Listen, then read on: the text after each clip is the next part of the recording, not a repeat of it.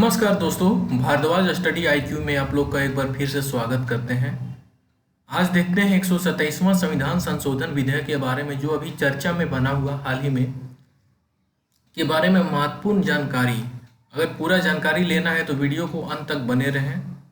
तो चलिए स्टार्ट करते हैं। 127वां संविधान संशोधन विधेयक, इसकी आवश्यकता क्यों?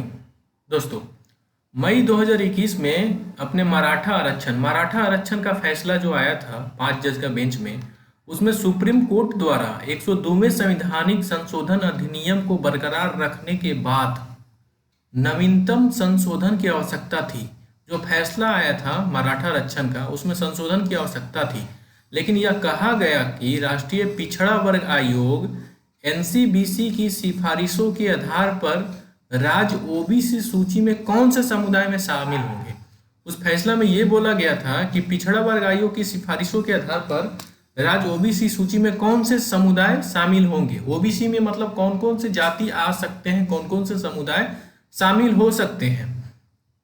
इसके बाद वर्ष 2018 के 102वें संविधान संशोधन अधिनियम ने अनुच्छेद 342 के बाद अनुच्छेद 342A 2 खंडों के साथ और अनुच्छेद 338 को भी शामिल किया था। देखिएगा, वर्ष 2018 में 102वें संविधान संशोधन में 2 अनुच्छेद शामिल किया था। 342 के बाद 342A और 338B को शामिल किया। अब बात करते हैं कि 127वां संविधान संशोधन विधेयक की जरूरत क्यों पड़ी। इसका है कि यह संशोधन विधेयक हमारे देश के संविधान अनुच्छेद 342A के खंड 1 और 2 में संशोधन करेगा और एक नया खंड 3 भी पेश करेगा। देखिए, यहाँ ऊपर लिखा हुआ है, यह विधेयक हमारे देश के संविधान अनुच्छेद 342A के खंड 1 और 2 में संशोधन भी करेगा और नया खंड 3 भी पेश करेगा। उसके बाद है कि यह अनुच्छेद 366 का 26C और 338B का 9 में भी संशोधन करेगा। तीसरा पॉइंट है कि इस 127वें संविधान संशोधन विधेयक को यह स्पष्ट करने के लिए संसद में पारित किया गया है कि देश की सभी राज्य सरकारें अपने राज्य में ओबीसी की राज्य सूची को बनाए रख सकती है। देखिए, ये पॉइंट गौर कीजिएगा कि चूंकि यह 127वां संविधान संशोधन इसलिए पारित किया गया है कि यह स्पष्ट करने के लिए संसद में पारित किया गया है कि देश के सभी राज्य सरकारें, जितने भी राज्य सरकार देश में हैं, वो अपने राज्य में ओबीसी की राज्य सूची को बनाए रख सकती है।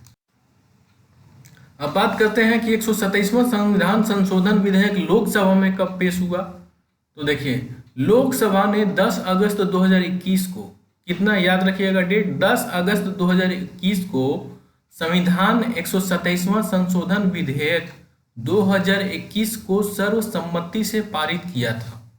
कब पारित किया था? 10 अगस्त 2021 को लोकसभा में पारित हुआ था सर्वसम्मति से।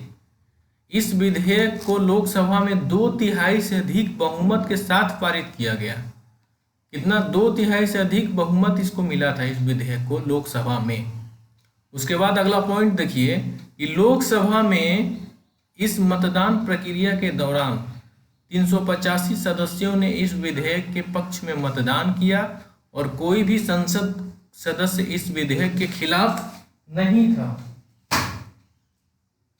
मतलब कि लोकसभा में जो पेश हुआ संविधान संशोधन विधेयक, उसमें 2/3 बहुमत के साथ पेश हुआ और इसका कोई भी संसद इस विधेयक के खिलाफ नहीं था। सबसे बड़ी तो बात यह है। दूसरा पॉइंट देखिए, लोकसभा में इस मतदान प्रक्रिया के दौरान 385 सदस्यों ने इस विधेयक के पक्ष में मतदान किया। कितने सदस्यों ने? 385 सदस्यों ने इस विधेयक के पक्ष में मतदान किया और कोई भी संसद सदस्य इस विधेयक के खिलाफ नहीं था।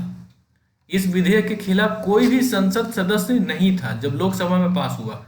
याद रखिएगा, लोकसभा में कब पास हुआ? तो 10 अगस्त 2021 को। कितने सदस्यों ने इसके खिलाफ मतदान किया? इसके पक्ष में अगर बात किया जाए तो 385 सदस्य। ये पॉइंट याद रखिएगा, एग्जाम की दृष्टि से महत्वपूर्ण है। चलिए अब देखते हैं कि राज्यसभा में कब पारित हुआ। तो 127वां संविधान संशोधन विधेयक राज्यसभा में कब पास हुआ?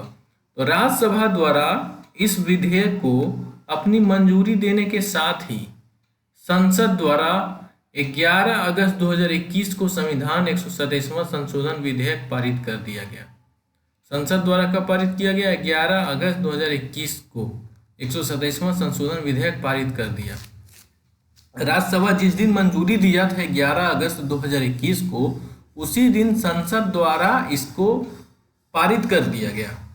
अब बात करते हैं, राज्यसभा ने सदन की ताकत के बहुमत के साथ, राज्यसभा ने सदन की ताकत के बहुमत के साथ और सदन में मौजूद सदस्यों के 2/3 बहुमत से इस विधेयक को अपनी मंजूरी दी है। दूसरा पॉइंट देखिएगा कि सदन की ताकत के बहुमत के साथ और सदन में मौजूद सदस्यों के 2/3 बहुमत से इस विधेयक को अपनी मंजूरी दी है। राज्यसभा में भी 2/3 बहुमत से इसको मंजूरी मिल गया है। तीसरा पॉइंट देखिएगा, राज्यसभा में कुल 187 सदस्यों ने इस 127वें संविधान संशोधन विधेयक के पक्ष में मतदान किया। इसमें किया राज्यसभा में 187 सदस्य ने, जबकि किसी भी सदस्य ने इसके विरोध में अपना मत नहीं दिया। मतलब कि लोकसभा में सभी ने इसका पक्ष में दिया था और राज्यसभा में भी 187 सदस्यों ने इसके पक्ष में दिया, कोई भी सदस्य विरोध में नहीं दिया। तो सबसे बड़ी बात यह है कि लोकसभा में भी सर्वसम्मति से पास हुआ और राज्यसभा में सर्वसम्मति से पास हुआ यह विधेयक। याद रखिएगा डेट, राज्यसभा द्वारा 11 अगस्त 2021 को मंजूरी दिए जाने के साथ ही संसद द्वारा भी उसी दिन 11 अगस्त 2021 को यह विधेयक पारित हो गया। तो अब राज्यसभा में भी देख ले पारित हो गया, संसद में पारित हो गया। और इसका देखिए दोस्तों मुख्य उद्देश्य क्या है? 127वां संविधान संशोधन विधेयक का मुख्य उद्देश्य क्या है? क्यों पारित किया गया 27वां? इसका मुख्य उद्देश्य यह है कि इस कानून विधेयक का मुख्य उद्देश्य राज्यों और केंद्र शासित प्रदेशों की ओबीसी सूची स्वयं तैयार करने की शक्ति को बहाल करना है। पहले क्या होता था दोस्तों कि जो ओबीसी सूची तैयार की जाती थी वो केंद्र सरकार द्वारा तैयार की जाती थी, पहले केंद्र सरकार द्वारा तैयार की जाती थी। लेकिन इस विधेयक को इसीलिए पारित किया गया कि अब जो ओबीसी सूची है उसको राज्य सरकार और केंद्र शासित प्रदेशों के सरकार भी इसको तैयार कर सकती है। तो सबसे महत्वपूर्ण पॉइंट यही है कि मुख्य उद्देश्य क्या है? तो इस कानून विधेयक का मुख्य उद्देश्य राज्यों और केंद्र शासित प्रदेशों की ओबीसी सूची स्वयं तैयार करने की शक्ति को बहाल करना है। तो दोस्तों उम्मीद करते हैं ये सेशन आपको पसंद आया होगा 127वां संविधान संशोधन। अगर अच्छा लगे तो ज़्यादा से ज़्यादा शेयर कीजिएगा ताकि और लोगों के पास पहुंच सके और मेरे चैनल को सब्सक्राइब जरूर कर दीजिएगा दोस्तों, और लाइक कर दीजिएगा, शेयर कर दीजिएगा। आपका इतना समय देने के लिए मेरे चैनल पे बहुत बहुत धन्यवाद और प्लीज़ शेयर कर दीजिएगा दोस्तों। Thank you.